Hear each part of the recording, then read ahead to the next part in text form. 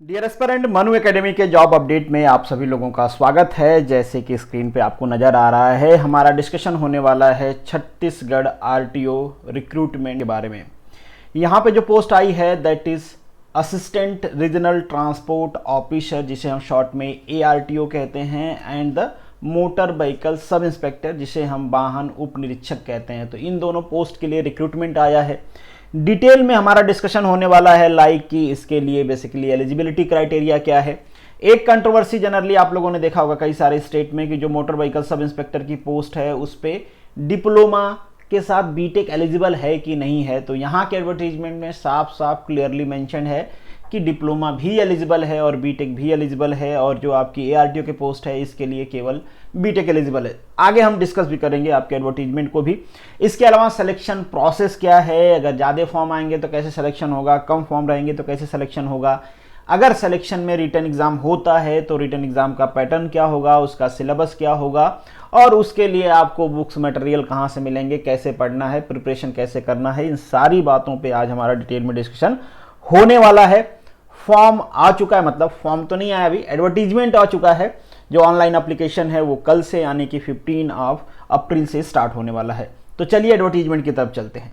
तो यहाँ पे आपको एडवर्टीजमेंट नज़र आ रहा है जिसकी हम बात कर रहे थे। ऊपर आपको सबसे ऊपर यहाँ पे नज़र आ रहा होगा, पोस्ट का नाम मेंशन किया गया है। यहाँ पे एप्लीकेशन कब ओपन हुआ ये मेंशन किया गया है, एडवर्टीजमेंट की डेट क्या है ये मेंशन किया गया है। बेसिक डिटेल्स हैं, आपको ऑनलाइन ही अप्लाई करना है। ऑनलाइन के अलावा किसी और मोड से आपका एप्लीकेशन फॉर्म एक्सेप्ट नहीं किया जाएगा। ये बेसिक चीज़ें हैं, हम सभी को पता है।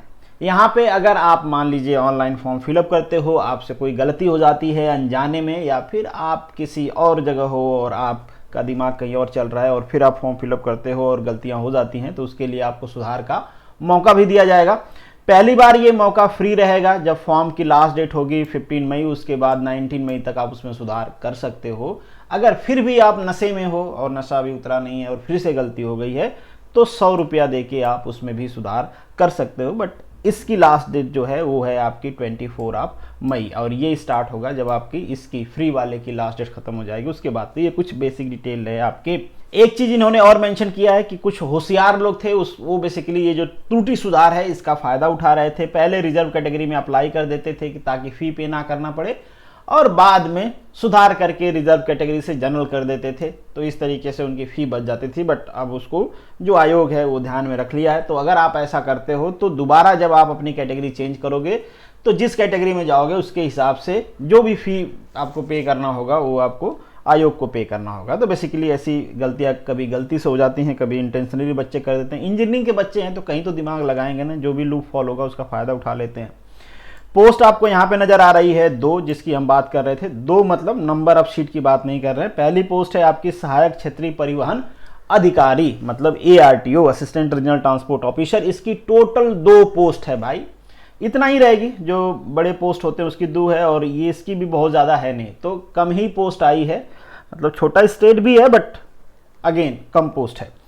और एक रिजर्व पोस्ट है यहाँ पे भी आप रिजर्वेशन देख सकते हो। जो पोस्ट है आपकी वो टोटल नज़र आ रही है। टोटल पोस्ट यहाँ पे 15 है, यहाँ पे टोटल पोस्ट 2 है। अलग अलग कैटेगरी का रिजर्वेशन आपको नज़र आ रहा होगा। रिजर्वेशन में बार बार इसलिए कह रहा हूँ क्योंकि रिजर्वेशन का फायदा केवल उन्हीं को मिलेगा जिनके पास छत्तीसगढ़ का डोमिसाइल है। अगर आप किसी अदर स्टेट से बिलोंग करते हो तो आप जनरल कैटेगरी के सीट पे अप्लाई कर सकते हो। मतलब जनरल कैटेगरी सीट पे कोई भी अप्लाई कर सकता है कहीं पे भी।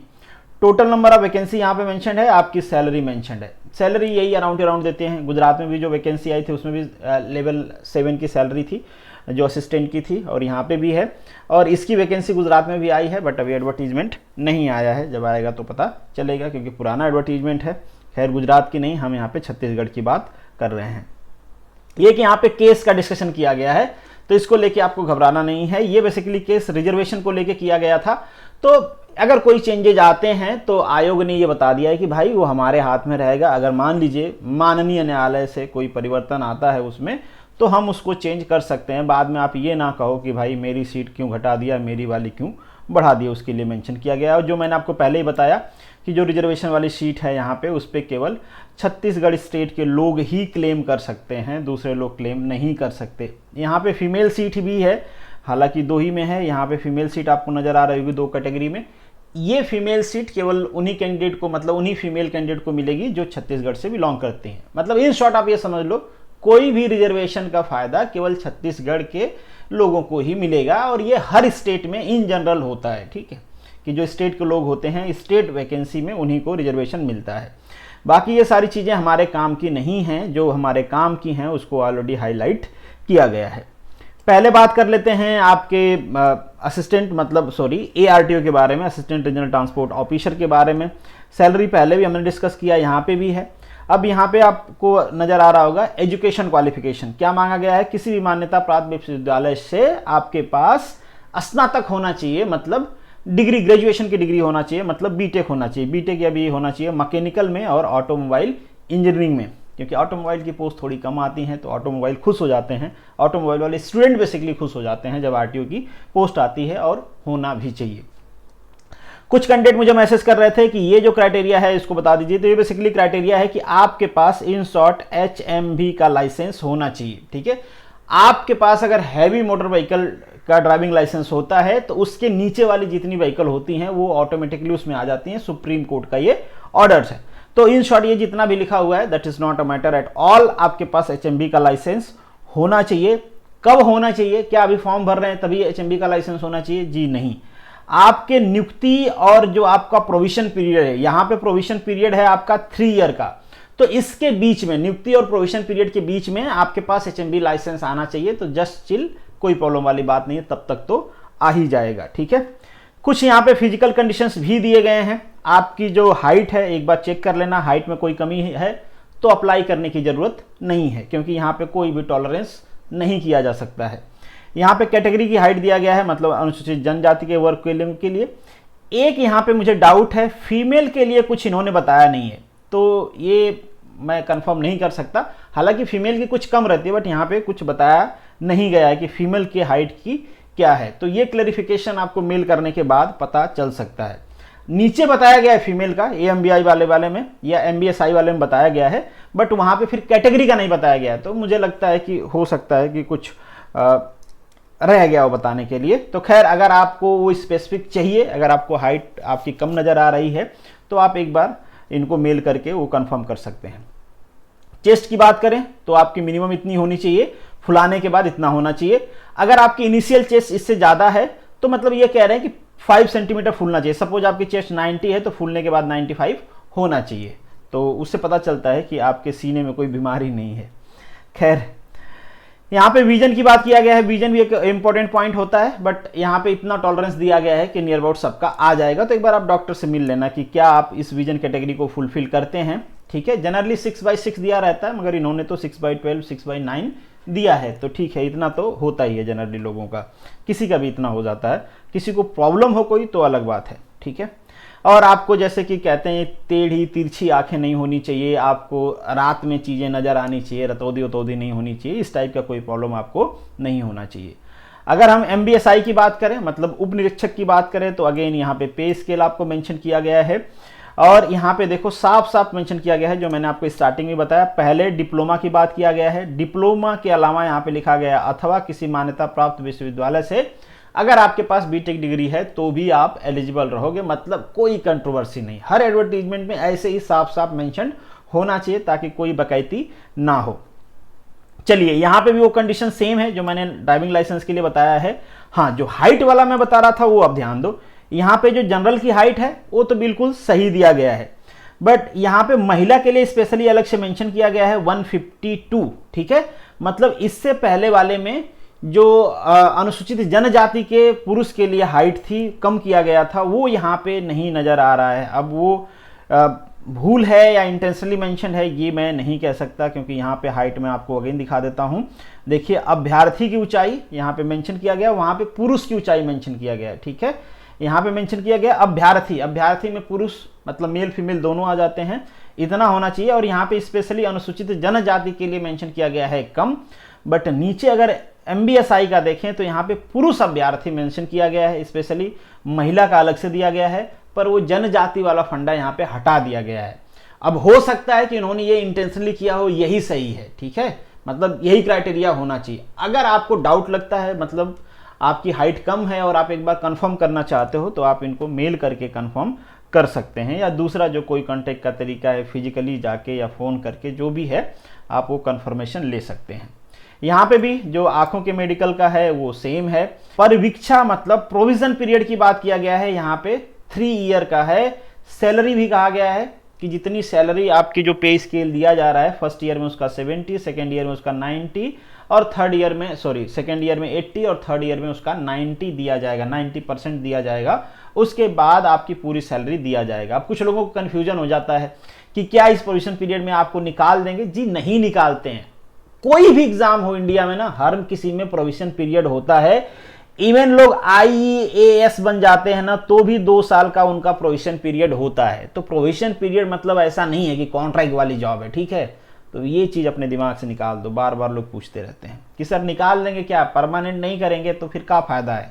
फायदा है, परमानेंट हो तुम, कोई नहीं निकालने वाला है, ठीक है।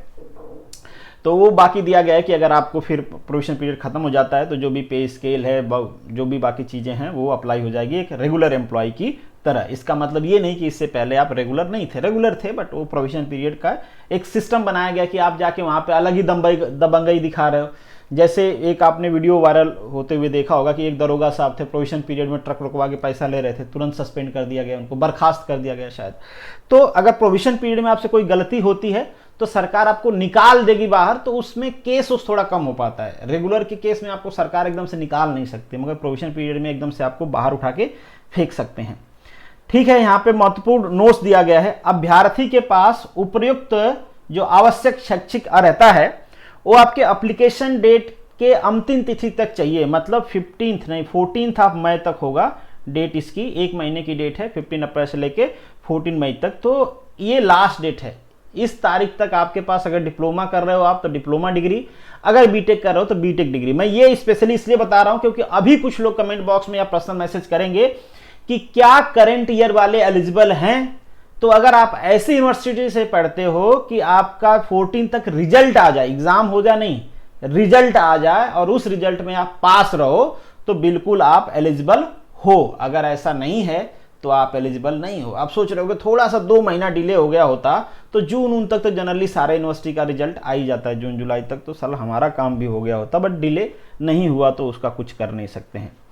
एज लिमिट की बात किया गया है कि आपकी एज जो ARTO है 24 ईयर से कम नहीं होनी चाहिए और 30 से ज़्यादा नहीं होनी चाहिए, ठीक है। बाकी ये जो आपको रिजर्वेशन रिलैक्सेशन है वो एज इट इज़ मिलता रहेगा। जो MBSI है इसके लिए जो मिनिमम एज है वो 21 है। यहाँ पे ध्यान रखना मिनिमम एज 24 है। अगर आप 24 के नहीं हो तो आप इस पोस्ट के लिए एलिजिबल नहीं हो। जनरली ये वाली कंडीशन कम जगह होती है कि हायर पोस्ट है तो एज बढ़ा दिया, ठीक है।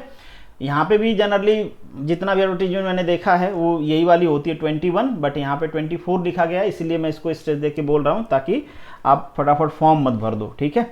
बाकी यहाँ पे भी मैक्सिमम जो है वो 30 है। बाकी जो आपको एज रिलैक्सेशन मिलता है आपके कैटेगरी के हिसाब से वो आपको मिलता रहेगा। अब यहाँ पे ये सारी जो कहानी है ना वो एज रिलैक्सेशन को लेके बताया गया है, तो ये हमारे काम की है नहीं। कुछ दूसरी चीज़ें भी हैं बट एज सच मैंने उसको पढ़ा है, काम की नहीं है। जो काम की है वो मैं आपको बताते चलूंगा। अर्हता की बात कर रहे हैं, जो पॉइंट 9 है उसमें, इसमें कहा गया है कि किसी भी पुरुष के पास अगर 2 से ज्यादा जिंदा पत्नी हैं या फिर कोई भी औरत ऐसे आदमी से शादी कर लेती है जिसकी पहली बीवी जिंदा है तो वो एलिजिबल नहीं होगा। परंतु यदि शासन को इस बात से समाधान हो जाए कि ऐसा करने का कोई विशेष कारण है तो आपको छूट दिया जा सकता है। मतलब इंश्योरेंस ये है कि आपकी बीवियां या फिर बीवियों के लिए हस्बैंड ऑब्जेक्शन नहीं उठाते हैं तो आपको एलिजिबल मान लिया जाएगा। चयन प्रक्रिया की बात करें तो यहाँ पे 2-3 चीजें बताई गई हैं, मैं इसको कंक्लूड करके बता देता हूँ। ये है कि अगर आप मतलब कैंडिडेट कम होते हैं जो कि नहीं होंगे, मतलब इफ एंड बट लगा के मैं बता रहा हूँ और इसमें भी इफ एंड बट के साथ ही लिखा गया है कि कम कैंडिडेट होंगे तो डायरेक्टली इंटरव्यू के लिए बुलाया जाएगा और उस केस में जनरल कैटेगरी को इंटरव्यू में 33% मार्क्स और रिजर्व कैटेगरी को 23% मार्क्स लाने होंगे जब सीधा इंटरव्यू होगा तब, ठीक है। रिटन एग्जाम नहीं होगा तब।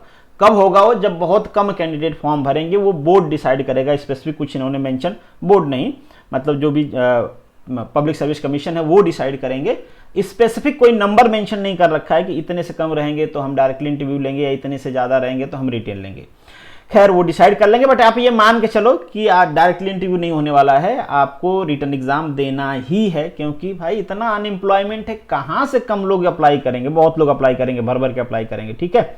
और ऐसी कोई क्राइटेरिया भी नहीं है कि क्राइटेरिया कोई फुलफिल नहीं कर पाएगा, कोई एक्सपीरियंस भी नहीं मांगा है, एचएमबी का ऐसा कोई कंस्ट्रेंट नहीं है, तो फिर ऐसा कोई इशू है नहीं कि लोग डिप्लोमा वाले नहीं मिलेंगे और बीटेक वाले नहीं मिलेंगे, ठीक है। तो वो सारी चीज़ें हैं। अब यहाँ पे कहा गया है कि बेसिकली अगर रिटन एग्जाम होता है तो रिटन एग्जाम और साक्षात्कार दो होगा, तो आप ये मान के चलो कि आपका जो सिलेक्शन होगा वो इन्हीं दोनों के बेसिस पे होगा। जो चयन होगा आपको उसके लिए परीक्षा देना पड़ेगा और आपको इंटरव्यू भी देना पड़ेगा। आगे हम डिस्कस करेंगे परीक्षा कैसे होगा, क्या क्या कितने मार्क्स के हैं। परीक्षा का केंद्र रायपुर होगा। अगर ज़्यादा बच्चे हो जाते हैं, बहुत ज़्यादा, तो फिर दूसरे अल्टरनेटिव के बारे में भी सोचा जाएगा, वो आपको अपडेट कर दिया जाएगा। अगर आप छत्तीसगढ़ से बाहर के हो तो आपसे 400 रुपया लिया जाएगा एप्लीकेशन फॉर्म फिलअप करने का। अगर छत्तीसगढ़ का हो तो एप्लीकेशन फॉर्म का चार्ज कुछ नहीं है, बट जो पोर्टल चार्ज होता है 30 रुपीज प्लस जीएसटी, ये कुछ 50 रुपये तक पहुंच जाएगा, ये आपको पे करना होगा, ठीक है, छत्तीसगढ़ वालों को। बाकी बाहर वालों को 400 रुपये लगाने होंगे। एक से अधिक अगर आप पोस्ट के लिए अप्लाई करना चाहते हो तो एक से अधिक एप्लीकेशन फॉर्म भरना पड़ेगा। मतलब अगर आप डिप्लोमा और बीटेक दोनों वाली जो पोस्ट है, एमबीएसआई और एआरटीओ दोनों के लिए अप्लाई करना चाहते हो तो दो अलग अलग एप्लीकेशन आपको करना है। ऐसा नहीं कि एक एप्लीकेशन से काम चल जाएगा। बाकी सारी चीजें हैं कि ऑनलाइन आवेदन में त्रुटि में सुधार क्या क्या आप कर सकते हो वो मेंशन है, तो ऐसा बहुत ज्यादा इंपॉर्टेंट है नहीं, ठीक है। नीचे यात्रा के भुगतान की बात किया गया है, तो कुछ कैटेगरी यहाँ पे मेंशन किया गया है। इनको आप रिटन एग्जाम के लिए जाते हो तो भी आपको यात्रा का भुगतान किया जाएगा। मतलब एक साधारण दर्जे की यात्रा का भुगतान, आप वो डिसाइड करेंगे कितना देते हैं वो। बट ये भी पहली बार देखा जा रहा है ना कि सरकारी नौकरी के लिए आप जाओ और आपको पैसा वापस मिले। सबको नहीं मिलेगा, कुछ स्पेसिफिक लोगों को यहाँ पे मेंशन कर रखा है, जनजाति, पिछड़ा वर्ग, इन सब लोगों को दिया जाएगा, ठीक है। साक्षात्कार के लिए बुलाया जाएगा। अगर सीधे साक्षात्कार के लिए बुलाया जाता है तो जैसे मैंने आपको पहले कहा कि जो भी मिनिमम मार्क्स हैं वो आपको स्कोर करने होंगे। सीधा साक्षात्कार के लिए बुलाया जाता है तो अगर एग्जाम के बाद आप इंटरव्यू के लिए जाते हो तो मिनिमम मार्क्स की क्राइटेरिया हटा दिया जाता है इंटरव्यू में। वो इसलिए क्योंकि आपको फेल ना किया जा सके इंटरव्यू में, नहीं तो लोग इंटरव्यू में फेल करके अपने वाले कैंडिडेट को लेना स्टार्ट कर देंगे। हाँ, बट डायरेक्टली बुलाया जाता है तो जो मिनिमम मार्क्स है वो आपको देना पड़ेगा। अब देख लेते हैं कि परीक्षा कैसे कराई जाएगी। तो परीक्षा बेसिकली आपके 300 मार्क्स की होगी। 30 मार्क्स का इंटरव्यू होगा, टोटल हो जाता है 330, जिसके बेसिस पे मेरिट बनाया जाएगा। अब इसमें प्रश्नों की संख्या देख लेते हैं तो टोटल 150 प्रश्न होंगे। मतलब एक क्वेश्चन 2 नंबर का हो सकता है या कम ज़्यादा करेंगे, वो मुझे नहीं पता एक्चुअली, बस रफली बता रहे हैं हम, ठीक है। 3 आवर का होगा ये। और बेसिकली जो आपका सिलेबस है ब्रॉडली अगर देखें तो आगे सिलेबस डिटेल में मेंशन है। तो बेसिक जनरल नॉलेज आपसे पूछा जाएगा, 50 क्वेश्चन होंगे, 100 मार्क्स का होगा। ऑटोमोबाइल और मैकेनिकल दोनों का एक ही पेपर होगा, क्योंकि सिलेबस एक ही दिया गया है, सेपरेट सिलेबस नहीं दिया गया है। कई बार ये भी डाउट आप लोग पूछते हो कि क्या पेपर अलग अलग होंगे, नहीं, पेपर एक ही होगा जिसमें ऑटोमोबाइल के भी क्वेश्चंस रहेंगे और मैकेनिकल के भी रहेंगे। किस रेशियो में रहेंगे वो आगे हम देखेंगे। तो 100 क्वेश्चंस होंगे आपके, 200 मार्क्स का होगा और कुल टोटल मिला के 300 मार्क्स का ये हो जाता है। इसके बाद शॉर्टलिस्ट करके बुलाया जाएगा इंटरव्यू के लिए, जो कि 30 मार्क्स का होगा। और उस केस में आपको कोई भी न्यूनतम मार्क्स नहीं देने होंगे जब आपको रिटन के बाद बुलाया जाएगा। जैसे यहाँ पे मेंशन किया गया, साक्षात्कार के लिए कोई आकारी न्यूनतम अंक नहीं होगा, बट डायरेक्टली जब बुलाया जाएगा तो होगा। ये हमने पहले ही डिस्कस कर लिया है। तो ये सारी चीजें हैं, ठीक है, ये सारी चीजें आपको समझ में आ गई। रिटन एग्जाम का भी एक क्राइटेरिया है कि जनरल कैटेगरी के लोगों को 33% रिटन में मिनिमम होना चाहिए, ठीक है। अब ये भी नहीं कहना है कि मेरा 33% आ गया तो क्या मुझे इंटरव्यू के लिए बुलाएंगे, नहीं, वो तो मेरिट पे डिपेंड करेगा, ठीक है। 3 टाइम बुलाना है इनको तो 33% से कम तो होना ही नहीं चाहिए। अगर मान लो उनको 3 टाइम कैंडिडेट नहीं मिल रहे हैं और आपका मार्क्स 33% से कम है तो आपको नहीं बुलाएंगे, ठीक है। इन शॉर्ट कहने का मतलब ये है। रिजर्व कैटेगरी के लिए 23% है क्राइटेरिया। रिटन के लिए रिटन और इंटरव्यू होगा तो मिनिमम क्राइटेरिया रिटन में लगेगी। अगर केवल इंटरव्यू होगा तो मिनिमम मार्क्स वाली क्राइटेरिया इंटरव्यू में लगेगी, ठीक है। इसमें कोई डाउट नहीं होना चाहिए। चलिए आगे यहाँ पे आपको सिलेबस दिया गया है। छत्तीसगढ़ का सामान्य ज्ञान, वो चीजें मेंशन किया गया है, आप रीड आउट कर लेना। इसके लिए प्रीवियस ईयर के क्वेश्चंस और बुक्स बहुत सारी आती हैं, कोई सा भी आप लेके पढ़ो। बुक्स कोई सी भी हो, पढ़ना है आपको। मैं कई बार कहता हूं भाई, लाइब्रेरी में ज्ञान बहुत है बट वो काम का नहीं है, ज्ञान होना चाहिए दिमाग में। तो बुक का प्रेफरेंस बहुत ज़्यादा मैटर नहीं करती, अगर आप पढ़ते हो तो किसी भी बुक से सिलेक्शन हो जाएगा। हाँ, डेफिनेटली होती है कि कुछ बुक थोड़े अच्छे लैंग्वेज में लिखी रहती हैं, एमसीक्यू थोड़ा सीक्वेंस में दिया गया रहता है, अच्छा दिया गया रहता है, थोड़ा एक्सप्लेनेशन अच्छा दिया गया है, ये चीज़ें मैटर करती हैं, बिल्कुल करती हैं, बट उसके लिए सेपरेट डिस्कशन बनेगा, यहाँ पे नहीं। ठीक है, अब बात करते हैं आपके टेक्निकल सब्जेक्ट के लिए। टेक्निकल सब्जेक्ट में thermodynamic cycle and IC engine basic है, ऑटोमोबाइल वाले भी पढ़ते हैं, मैकेनिकल वाले भी पढ़ते हैं, तो ये आप सिलेबस देख पाओगे, सारी चीज़ें इसमें हैं। बाकी heat transfer and refrigeration, air conditioning, fluid mechanics, fluid machinery, मतलब अराउंड मैकेनिकल का सारा सिलेबस दे रखा है इन्होंने। फिर यहाँ पे आ जाता है आपका ऑटोमोबाइल, मैंने हाईलाइट कर रखा है, तो स्पेसिफिक एकदम ऑटोमोबाइल की बात करें तो यही सिलेबस है, बाकी सारा सिलेबस मैकेनिकल का है। बट ये नहीं कह सकते कि उसको ऑटोमोबाइल वाले नहीं पढ़ते हैं, क्योंकि ये सारी चीज़ें ऑटोमोबाइल को भी पढ़ाई जाती हैं। हाँ, किसी किसी यूनिवर्सिटी में जो रेफ्रिजरेशन वाला पोर्शन होता है वो ऑटोमोबाइल के हिसाब से पढ़ाया जाता है, बट बेसिक चीज़ें तो उनको भी पढ़ाई जाती हैं। फ्लूइड मैकेनिक्स, फ्लूइड मशीनरी वो भी पढ़ते हैं, मैकेनिकल वाले भी पढ़ते हैं, तो कॉमन सब्जेक्ट है। हाँ, वो अलग बात है कि मैकेनिकल वाले पूरे 8 सेमेस्टर किसी न किसी फॉर्मेट में उसको पढ़ते रहते हैं, थोड़ा एडवांस थोड़ा बेसिक। ऑटोमोबाइल वाले थोड़े अपने लास्ट के सेमेस्टर में उनका ऑटोमोबाइल कोर सब्जेक्ट्स आ जाते हैं, इस वजह से ये थोड़ा छूट जाता है। बाकी ये भी ऑटोमोबाइल वाले पढ़ते हैं, एमडी भी पढ़ते हैं, अब थोड़ा लार्जर पढ़ते हैं, कम पढ़ते हैं बट पढ़ते हैं। Strength of material, engineering mechanics, इससे पहले आपने क्या पढ़ा क्या नहीं पढ़ा that is not a matter, ये सिलेबस है, आपको पढ़ना पड़ेगा। ये इंजीनियरिंग मैकेनिक्स नहीं, इंजीनियरिंग मटेरियल है। फिर प्रोडक्शन इंजीनियरिंग में आपका metal forming, metal casting, fabrication, metal cutting, industrial, सारी चीज़ें दे रखा है ना, मतलब सब कुछ है यहाँ पे, मशीन ड्राइंग भी है। ठीक है, तो अराउंड कुछ चीज़ें तो ऐसी हैं जो मैंने बहुत अच्छे से करा रखा है, आपको उसके लिए कहीं जाने की जरूरत नहीं है। पहला पोर्शन पूरा कंप्लीट हो जाएगा, आईसी इंजन की मैराथन क्लास है, थर्मोडायनेमिक की काफ़ी सारे वीडियोस आ रखे हैं, हीट ट्रांसफर की मैराथन क्लास है, आप कर लो, सारा सिलेबस आपका कवर हो जाएगा, अराउंड सारे क्वेश्चन का आप आंसर दे पाओगे। फ्लूइड मैकेनिक्स में भी है बट थोड़ा स्पेसिफिक मैंने कर रखा है, बेसिक करा रखा है, तो उसको भी मेरे चैनल पे आप देख सकते हो। फ्लूइड मशीनरी में केवल मैंने इंपैक्ट अपडेट करा रखा है, अगर आप मेरे चैनल से फॉलो करना चाहते हो तो। बाकी तो दुनिया ने यूट्यूब पे सब कुछ डाल रखा है, बस आपके पास पढ़ने का विल पावर होना चाहिए, एक एक से लोग पढ़ाने वाले हैं सब कुछ। ऑटोमोबाइल का पूरा मैराथन क्लास है 17 आवर का, जो कि आपके इससे कहीं ज्यादा है। मैं आपको रिकमेंड करूंगा कि आप टेस्ट सीरीज का जो मैंने मैराथन क्लास एमसीक्यू डाल रखा है वो कर लें, उससे आपको समझ में आ जाएगा। जो प्रीवियस ईयर का सोल्यूशन मैंने करवा रखा है वो भी आप कर सकते हो ऑटोमोबाइल के पर्सपेक्टिव से, वहां से आपको जो पॉइंट्स यहाँ पे दिए गए हैं वो कवर हो जाएंगे। एक चीज और आपको ध्यान रखना है, ऑटोमोबाइल लॉज दिया गया है यहाँ पे। अब ये ऑटोमोबाइल लॉज में 2-4 क्वेश्चन आपको एक्ट एंड रूल से में भी पूछ लें, क्योंकि ये आपके ऑटोमोबाइल का हिस्सा होता है, अगर ऑटोमोबाइल का आप लास्ट सेमेस्टर देखें। बट ये मैं नहीं कहूंगा कि आप एकदम से लग जाओ ऑटोमोबाइल का, जैसे कि जो भी आपका मोटर व्हीकल एक्ट है, सेंट्रल मोटर व्हीकल रूल है, आपके स्टेट का रूल है, वो पढ़ने लग जाओ, that is just a time waste. यहाँ पे 2 से 3 क्वेश्चन हो सकते हैं इसके लिए, तो आपको बहुत ज्यादा घबराने की जरूरत नहीं है। ठीक है, हालांकि मेरे चैनल पे सारा कुछ अवेलेबल है मोटर व्हीकल एक्ट से रिलेटेड और सीएमबीआर से रिलेटेड, तो मैं ये नहीं कह दूंगा या ड्राइविंग रिलेशन हो या फिर रोड मार्किंग हो, सब मैंने डाला हुआ है। बट स्टिल मैं आपसे ये कह रहा हूं कि पढ़ने की जरूरत नहीं है, 2-3 नंबर आपको आ जाएंगे तो वेल एंड गुड। बेसिकली ये जो 2-3 नंबर होंगे ये ड्राइविंग रेगुलेशन से रिलेटेड होंगे, तो बस ड्राइविंग रेगुलेशन आप पढ़ लेना, दैट्स इट। कुछ रूल्स बनाए गए हैं कि आपको रोड पे कैसे ड्राइविंग करनी चाहिए, कौन से रूल फॉलो करना चाहिए, दैट्स इट। उतने में से आपके 2-3 नंबर हो जाएंगे।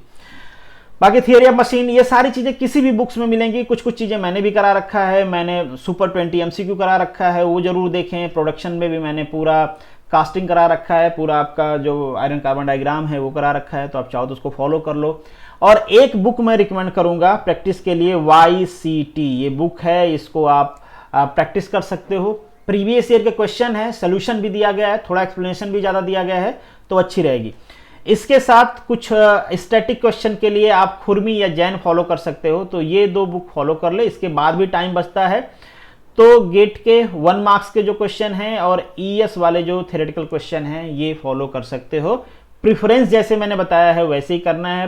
YCT खुरमी कंपलसरी करना है, हो जाए तो गेट करना है, हो जाए तो ES करना है। गेट के केवल 1 मार्क्स वाले क्वेश्चन करने हैं, प्रिफर्ड करना है कि न्यूमेरिकल छोड़ दें, थ्योरी वाले करें। ठीक है, 1 मार्क्स थ्योरी वाले, ये सारी चीजें हैं। तो होप सो कि अब आपको बेसिक पता चल गया होगा और डिजाइन की जो है ये पूरा एक प्लेलिस्ट है मेरे में, तो वो सिलेबस आपका ये पूरा मिल जाएगा डिटेल में एमसीक्यू के साथ, तो वो भी आप देख पाओगे। तो यहाँ पे एंड करते हैं, this is the end of this video. बाकी आपको फॉर्म कैसे भरना है यहाँ पे प्रोसेस दिया गया है, तो एज सच आप बीटेक और डिप्लोमा या टेक्निकल एजुकेशन होल्डर हो, इतनी बेसिक चीज़ें तो आप कर पाओगे। अगर स्टिल आपके मन में कोई डाउट, कोई क्वेश्चन, कोई भी क्वेरी है, तो आप कमेंट बॉक्स में मेरे पर्सनल इंस्टाग्राम पे, टेलीग्राम पे ग्रुप भी है @मनु अकेडमी ऑफिशियल, चैनल भी है @मनु अकेडमी, कहीं पे भी ज्वाइन करके आप मुझे मैसेज कर सकते हो। चलिए मिलेंगे नेक्स्ट वीडियो में, तब तक के लिए all the best, good luck.